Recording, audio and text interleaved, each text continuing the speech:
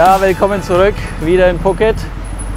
Diese gelben Zeichen hier, die sieht man momentan eigentlich überall auf der Insel. Das sogenannte J-Zeichen für vegetarisch-veganes Essen. Und zwar findet hier ja momentan das 10-tägige Vegetarian Festival statt. Das ist das Fest der neuen kaiserlichen Götter, heißt es, glaube ich. Und es findet jedes Jahr 10 Tage lang statt. Und der Hotspot ist eigentlich in Phuket Town. Aber auch hier überall auf der Insel sieht man immer wieder diese gelben Flaggen hier, wo dann eben veganes Essen verkauft wird. Da vorne wehen schon wieder welche und hier sind auch welche. Also so in jedem Ort, da drüben auch, da verkaufen sie auch J-Food. Also in jedem Ort findet man da was, aber in Phuket Stadt ist halt da der richtige Ursprung, dass dann auch früh um 7 diese Parade, wo dann die Jungs irgendwie durch die Straßen gehen und sich Schwerter und Spieße durch die Wangen jagen, um Körper und Geist zu reinigen. So zumindest der Ursprungsgedanke. Und ich habe ja schon ein paar Bilder eingeblendet von dem Festival. Da ist halt ein ganzer Straßenzug voll mit Essensständen und da ist totales Halligalli angesagt. Für mich geht es heute allerdings nicht nach Phuket Town, sondern ich fahre ein bisschen Richtung Norden, Richtung Flughafen und drehe da so eine Runde. Da ist so ein kleiner Nationalpark. Ist vielleicht ein bisschen übertrieben, ich habe mir den angeguckt, der ist also ziemlich klein auf der Karte. Aber ja, machen wir hier eine ganz gemütliche Tour, 50, 55 Kilometer flach. Weil hier mit dem Rad, es macht irgendwie keinen großen Spaß, steile Berge hochzufahren. Die Übersetzung passt nicht so und der Bock ist einfach sackschwer. Also ist nicht so der Bringer. Das nächste Mal kommen wir das Carbonrad mit nach Thailand. Aber ich hatte eh nicht vor, so viel zu fahren. Dafür habe ich aber dementsprechend viel gezahlt fürs Rad. Hat sich dann nicht so sehr rentiert, aber gut, shit happens. Aber für mich geht es jetzt weiter hier durch den Verkehr von Phuket. Let's go, Bai Gan Loy.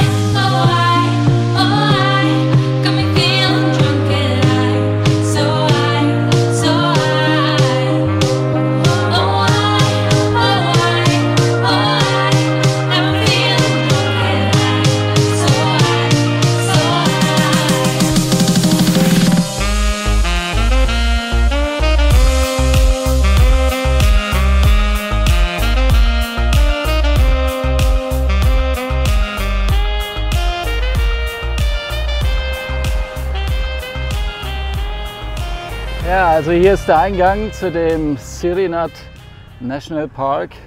Also auf der Karte sah er nicht größer aus wie der Nürnberger Stadtpark. Mal sehen, wie er in Wirklichkeit aussieht oder beziehungsweise wie groß er ist. Ein Beach ist da wohl auch, der Nayang Beach. Auf dem Bild sieht schon mal ganz schön aus, bis auf das Flugzeug. Naja, aber der Airport ist halt auch hier gleich nebenan. Dann würde ich mal sagen, fahren wir los, schauen uns den an und lassen uns hoffentlich positiv überraschen.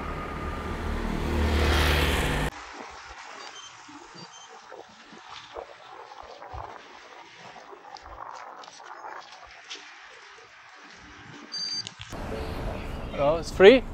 Thank you.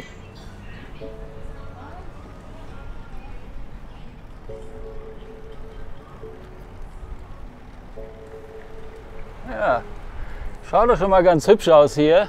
Kleine Oase, fernab von diesem ganzen Autogetöse, was auf den Hauptstraßen stattfindet. Wobei mir jetzt persönlich jetzt nicht so viel ausmacht, aber komischerweise macht es mir hier weniger aus als in Nürnberg oder überhaupt generell in Deutschland. Aber wenn ein Auto von hinten kommt, da ich weiß nicht, habe ich immer ein ungutes Gefühl, aber hier stört mich das irgendwie nicht, weil hier wirst du nicht bedrängt oder versucht von der Straße geschubst zu werden oder sonst irgendwas, habe ich ja schon mal erwähnt, auch in den Philippinen-Videos. Die haben halt hier einfach eine andere Mentalität. Bei uns ist halt einfach nur Krieg und jeder meint, er ist die Nummer 1 auf der Straße und die anderen haben da alle zu weichen. Naja, nichtsdestotrotz, schön ist es hier, äußerst angenehm zum Fahren. Ist doch ein bisschen größer als der Nürnberger Stadtpark, vor allem hat er keinen Strand, so wie da hinten, den schauen wir uns jetzt dann auch gleich noch an. Und ja, lohnt es sich eigentlich hier in Phuket Rad zu fahren, ja oder nein? Schwierig. Man kann es, oh, das sieht auch schön aus hier mit den Booten, ganzen Fischerboote hier. Man kann schon Rad fahren, wobei es gibt schönere Ecken. Also es ist halt hier schon sehr massentouristisch alles und sehr auf den Tourismus ausgelegt. Und mir persönlich sind hier auch zu viele Europäer. Also ich bin ja froh, wenn ich keine Deutschen sehe oder Europäer. Die gehen mir irgendwie alle immer auf den Nerv. Wenn ich irgendwie in Asien bin, dann will ich hier unter den Landsleuten sein. Gut, da wird jetzt der eine oder andere sagen, ja, dann darfst du aber nicht nach Phuket. Ja, da hat er recht. Aber ich bin ja hier wegen dem Vegetarian Festival. Ansonsten wäre ich hier gar nicht her, weil so recht zieht es mich halt von Haus aus nicht nach Phuket. Ich war ja hier schon mal 2017 zum Urlaub machen für einen Tag, allerdings nur, da war ich in Khao Lak. Das ist nördlich von Phuket am Festland und dann haben wir hier einen Ausflug hergemacht. Und damals fand ich das schon nicht so prickelnd, das war halt alles irgendwie so voll und ich weiß auch nicht, das ist so ein bisschen wie an der Adria in Italien. Hier Schulausflug. Sabadi! Hallo! Sabadi! Sabadi! Hallo! Hallo! Hallo, Sabadi! Hallo! Hallo! Hallo! Ah, freundliche Menschen hier. Ja, wo findet man das bei uns? Bei uns schauen sie dich blöd an, wenn du irgendwie mit der Kamera auf sie deutest und denen zuschreist. Naja, jedenfalls wäre ich hier gar nicht her, wenn das Vegetarian Festival nicht gewesen wäre, beziehungsweise ist. Das wollte ich mir halt mal angucken. Und zum Radfahren würde ich mir andere Ecken aussuchen, wie Chiang Mai zum Beispiel. Oder ja, vielleicht mal auf irgendeiner Insel, Koh Samui, Koh Phangan. Wobei die jetzt auch nicht so groß sind, natürlich auch sehr touristisch sind. Aber da kann man halt mal mit dem Rad die Insel abfahren und ist halt unabhängig. Ich bin da jetzt immer kein Freund davon, irgendwie ein Auto zu mieten oder mit einem Roller rumzudüsen. Wobei mit einem Roller geht es eigentlich noch fast. Aber ja, in jedem Fall würde ich das Rad immer bevorzugen. Und es gibt ja noch so Sachen wie Hua Hin, wobei das glaube ich auch nicht so spannend ist da an der Küste entlang. Aber nach Phuket geht es ja noch auf eine andere Insel dann. Welche das sein wird, verrate ich noch nicht. Jedenfalls ganz woanders, also in Thailand noch, aber eine ganz andere Ecke, war ich auch noch nie. Nahe der kambodschanischen Grenze. Oh, hier sind wir schon wieder draußen. Hier geht es schon wieder raus. Und da gibt es dann vielleicht auch noch mal ein Video. Jetzt muss ich, glaube ich, hier rechts abbiegen. Genau. Hier geht es noch mal rein in den Park. Und dann wird es noch mal Videos geben von der Insel dort. Aber da habe ich auch gesehen, da geht nur eine Küstenstraße entlang, ins Landesinnere kann man da gar nicht. Aber egal, ich bin auf dem Rad, ich bewege mich, habe die Sonne und den Wind im Gesicht. Und das ist das Wichtigste. Und muss nicht irgendwie in so einem blöden Auto sitzen. Und sehe eigentlich nichts von der Landschaft, wenn ich da in so einer Blechkiste sitze. Da hast du immer das Problem mit Parken und Verkehr. Mit dem Rad, da sause ich immer an den Autos vorbei, bis vor an die Ampel, bin der Erste. Dann kommen sie irgendwann wieder, überholen mich. Und an der nächsten Ampel wiederholt sich das Spiel. Das ist doch wesentlich entspannter hier, so locker und leicht durch die Prärie zu radeln, als in so einem Ding zu hocken, so einem Mietwagen, was wenn ich schon das ganze Jahr im Auto sitze, dann muss ich das nicht im Urlaub auch noch machen. Ja, aber hier ist es wirklich echt schön, entspannend, wunderbar. Frankenberger fühlt sich wohl, es ist auch nicht so warm. Ich habe auch hier meinen Sonnenschutz an, falls sich der eine oder andere fragt, was trägst du Trottel denn Armlinge bei so einem heißen Wetter hier in Thailand. Aber ich habe hier immer ein bisschen Probleme mit den Unterarmen. Ich weiß nicht, kann sein, dass ich da eine Sonnenallergie irgendwie über die Zeit entwickelt habe. Ich kriege dann da immer immense Juckanfälle und die sind dann so extrem, dass ich nachts sogar davon aufwache und mir die Haut vom Leib reißen könnte. Schon fast wie so Neurodermitis, aber das ist es nicht. Also das ist immer nur am Unterarm und immer nur im Sommer, wenn die Sonne drauf geschienen hat. Im Winter habe ich das auch nicht. Und ja, Sonnencreme wollte ich mir jetzt auch nicht drauf klatschen. Und die sind recht dünn, das sind extra so Sommerarmlinge, die spürst du kaum und sind angenehm zu tragen. Ich empfinde es jetzt nicht nachteilig und schütze mich hier vor der bösen Sonne. Wobei die Beine sind frei, aber da habe ich irgendwie keine Probleme. Auch am restlichen Körper habe ich da nie irgendwie was mit Jucken, aber die Unterarme sind immer ganz extrem. Ich weiß nicht, was das ist. Vielleicht weiß es der eine oder andere von euch. Schreibt es mir mal in die Kommentare. Vielleicht hat jemand eine Idee, was das sein könnte. Immer nur vom Ellenbogen bis zum Handgelenk. Nur der Bereich. Mal links, mal rechts. Okay, hier vorne sind wir wieder am Stand. Ich würde mal vorschlagen, wir schauen uns den Stand mal an, damit ihr den auch mal gesehen habt. Und dann lassen wir den jetzt mal vorbei hier. Und zwar ist das der Nayang Beach. Genau, da geht es jetzt einmal hier durchs Grün durch und dann sind wir schon da.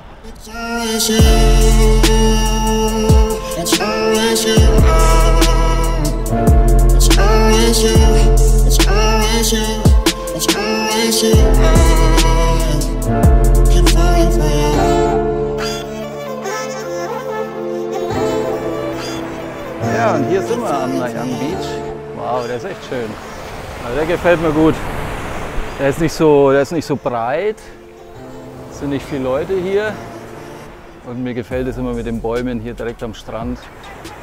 Hier hast du so einen schönen Park, da sind die Jungs wieder hier von der Schule. Wir gehen mal runter. Ja, und das Traurige ist halt immer ein bisschen Plastik und Zeug und Müll liegt halt immer hier und wird angeschwemmt.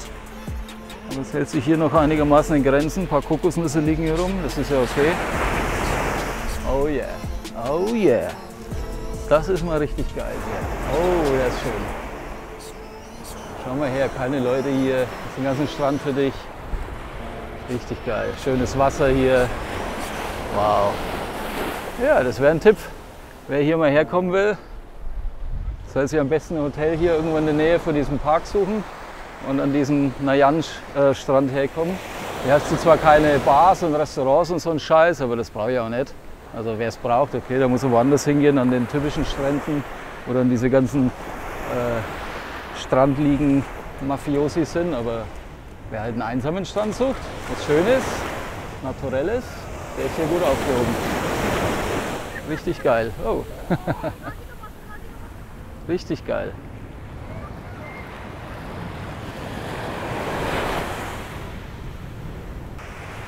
Ja, und der eine oder andere ist vielleicht daran interessiert, welches Rad ich mit nach Thailand genommen habe. Das ist mein Pendlerrad, das nehme ich eigentlich nur für die Arbeit mit. Das ist ein Alurahmen von 2006 von Cube Lightning. Ich glaube, das ist sogar das Topmodell nach wie vor. Ist aber sehr schwer und hat noch eine Dreifachschaltung hier. Das sieht man heutzutage auch nicht mehr. Aber da bin ich mir auch nicht zu schade, damit zu fahren. Im Gegenteil, die ist sogar schwerer als die Kompakt, weil heutzutage hast du 34 vorne und hinten vielleicht ein 32er. Also ich zumindest, manche 34. Also für Thailand zumindest empfiehlt sich das. Und das hat halt 30 vorne und 25 hinten. Also das ist schwieriger, schwerer zu treten als eine Kompaktschaltung. Und dementsprechend, ja, anstrengend ist es dann auch an den 15%ern, 17%ern. Ist nicht so angenehm und dann auch mit dem Gewicht, aber ja, so für meine Zwecke jetzt hier auf Phuket reicht es. Warum habe ich das überhaupt mitgenommen? Weil ich eine Softtasche diesmal mit dabei hatte, die ich mir so um die Schulter hängen kann. Und das war eigentlich so der Grund. dass ich dann ein bisschen flexibler bin, wenn ich hier zum Zug gehe oder von Zug zu Zug oder am Flughafen bin und habe nicht diesen schweren Radkoffer dabei. Und wenn ich doch mal irgendwie, keine Ahnung, ein paar hundert Meter laufen muss, ist der nicht so angenehm zum Transportieren. Der ist zwar sicher, ist eine Hartschale, aber dementsprechend halt auch globiger und ja, unangenehmer zum Transportieren, das Ganze. Von daher habe ich mich diesmal entschieden, ich nehme mal die Softtasche, ich probiere die mal aus, hau das Alurad rein, da kann nicht viel passieren, das hat auch nicht viel gekostet, 400 € war das, glaube ich. Und ja, wenn was kaputt geht, dann ist es halt kaputt, aber das ist halt stabil und da muss ich mir keine Sorgen machen, dass an meinem Carbonrahmen irgendwas kaputt geht. Aber wie im letzten Video schon angekündigt, ich werde mir einen anderen Koffer noch holen. Das ist zwar auch Soft Shell, aber den kann man dann noch ein bisschen außen schützen, also von innen ausstaffieren mit Styropor oder anderweitig mit Karton oder sonst was. Aber der ist dann schön kompakt und den kann man dann auch leicht hinter sich herziehen, ohne dass man da meint, man schleppt irgendwie so einen Hinkelstein hinter sich her, so à la Obelix. Ja, das Ganze ist halt noch mit Wäscheleinen ausstaffiert. Die Schaltung geht da ziemlich schwer, zumindest der Umwerfer. Also wenn man hier von klein auf groß schalten will, das ist schon ziemlich behäbig und ja, nicht so fluffig, nicht so leicht. Ist zwar eine Ultegra, aber auch die Griffe hier, die fühlen sich nicht so angenehm an. Das ist hier ziemlich eng und ziemlich steil ansteigend hier. Also wenn man hier die Hände dann hat, das drückt dann irgendwann hier schon in die Kuhle zwischen Daumen und Zeigefinger. Und ja, wie gesagt, es geht für die Zwecke hier, für die paar Fahrten. Aber ich werde es nicht nochmal mitnehmen. Ja, die schaut auch sehr historisch aus hier, die Sattelstütze. Den Sattel habe ich mir noch selber dran gemacht. Da war irgendwie so ein alter Selle Italia dran. Ja, und ansonsten gibt es da nicht viel zu sagen. Ja, so ganz billige Flaschenhalter noch aus Alu. Aber wie gesagt, das ist egal hier für die paar Fahrten, die ich jetzt hier mache. Hauptsächlich bin ich hier mobil und kann mich bewegen. Und wenn ich mal wieder richtige Touren mache, dann bringe ich meinen Carbonrenner wieder mit. Und das hängt halt immer davon ab, wo man ist. Also ich wechsle ja jetzt auch oft den Ort hier und von daher ist es mit dem Rad, mit der Verpackung dann einfacher, wie wenn ich das jetzt alles immer in diesen Koffer da reinstopfe und den Koffer da von A nach B schleppe. War mir das dann hier doch ein bisschen angenehmer mit der Softtasche. Jo, das ist das Rad. Schön hier vor dieser Kulisse. Hier hinten ist das Bötchen, das Fischerboot. Vor Anker. Die Family hat Spaß hier am Strand. Und für mich geht es jetzt dann auch weiter. Ich will mich jetzt dann auch an den Strand hauen. Ich habe einen Stand vor der Haustür. Und den werde ich jetzt dann gleich mal in Anspruch nehmen.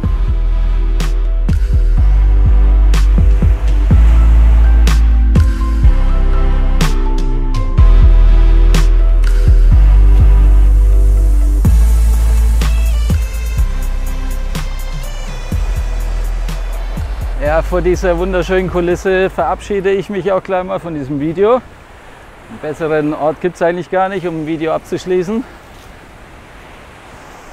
Schaut euch das mal an hier. Das ist hier gleich am Flughafen. Hier ist der Flughafen und direkt am Flughafengelände geht dieser Strand entlang. Das ist echt genial. Da braucht ihr gar nicht so weit, aber in die Insel reinfahren, irgendwie ein Hotel suchen, könnt ihr gleich vom Flughafen hier 300 Meter ins nächste Hotel und habt den ganzen Strand für euch alleine. Richtig geil. Ja, wie gesagt, ich verabschiede mich. Bedanke mich fürs Zuschauen. Wer irgendwelche Fragen hat, schreibt es mir in die Kommentare. Ansonsten sehen wir uns beim nächsten Video. Hier aus Thailand bestimmt nochmal. Oh, what's that? Kleiner Strandkrebs hier, oder? Was ist das denn für ein Teil? Ja, doch. Ja, wie gesagt, ich bedanke mich fürs Zuschauen. Schalte wieder ein beim nächsten Video. Wahrscheinlich wieder hier aus Thailand. Und ich genieße jetzt hier noch ein bisschen das Wellentreiben an diesem schönen, einsamen Strand.